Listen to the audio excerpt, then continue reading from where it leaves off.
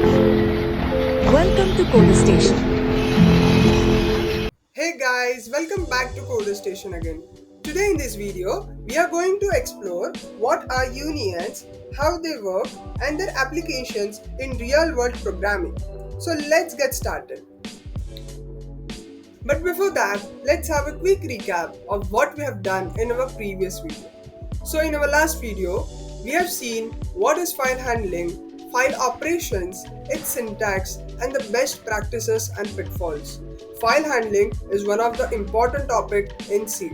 So if you have not watched our last video, please watch it before moving forward.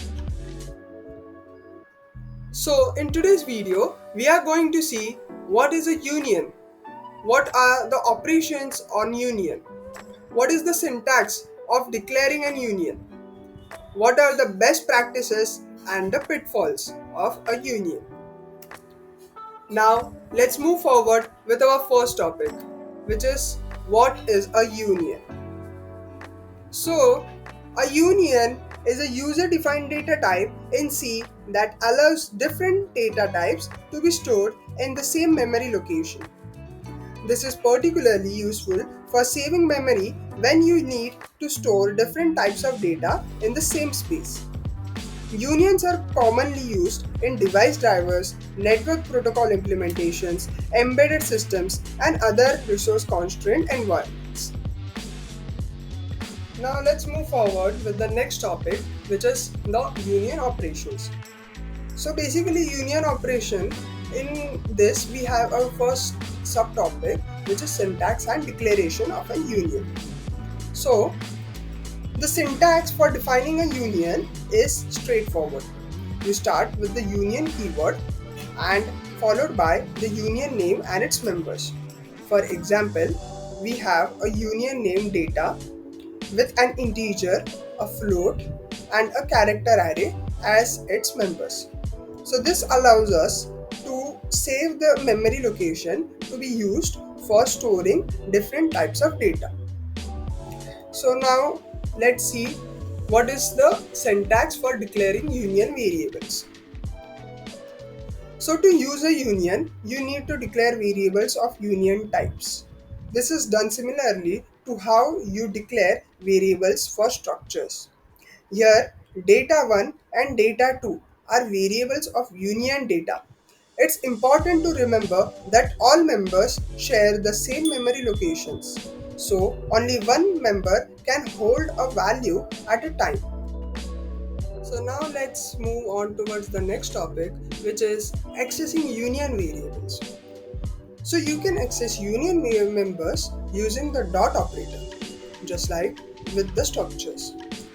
So in this example, we first assign an integer value to data.i, then a float value to data1.f, and finally a string to data1.str.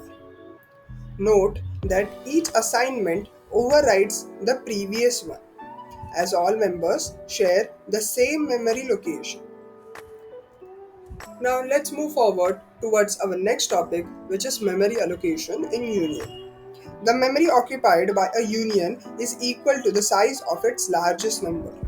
This means that in our data union, the memory size will be the size of the char str20 member, since it's the largest. All members can share the same memory space, making unions very memory efficient. So now let's see what are the advantages and pitfalls of unions. So unions offer several advantages. They save memory by using the same location for different members, provides flexibility by allowing different types of data in the same space, and improve performance by reducing the overhead of managing multiple memory locations. So guys, this is a very short example on unions.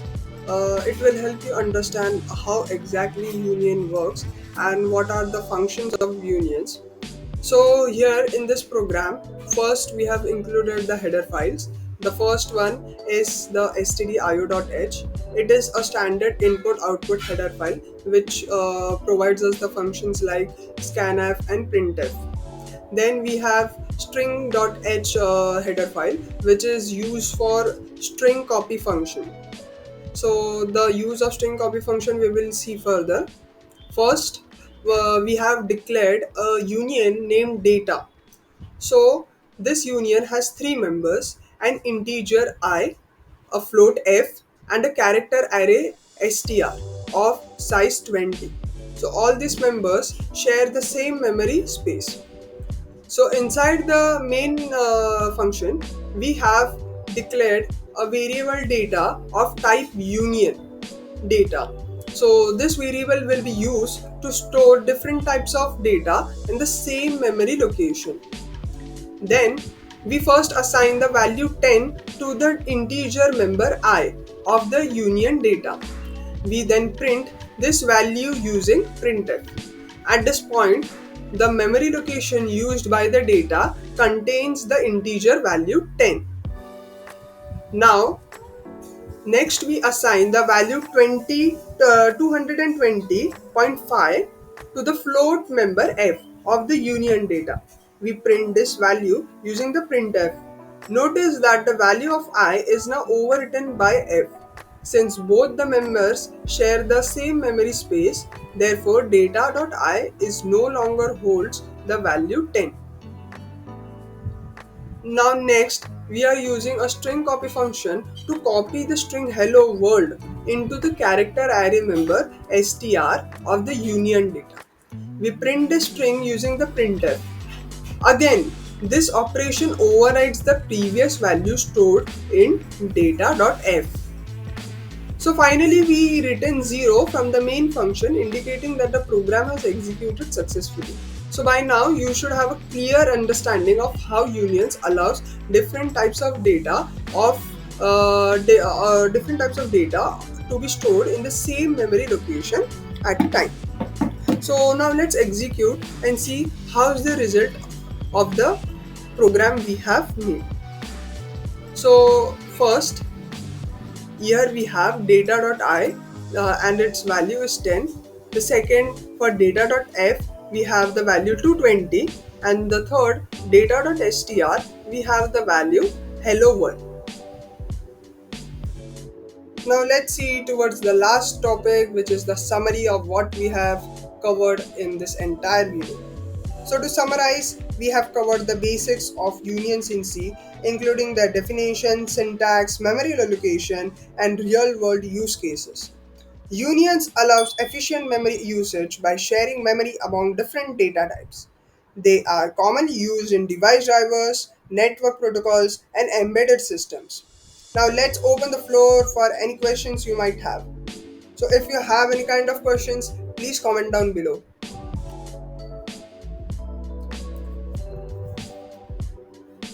Thank you for watching this video. I hope you are enjoying this C programming web series.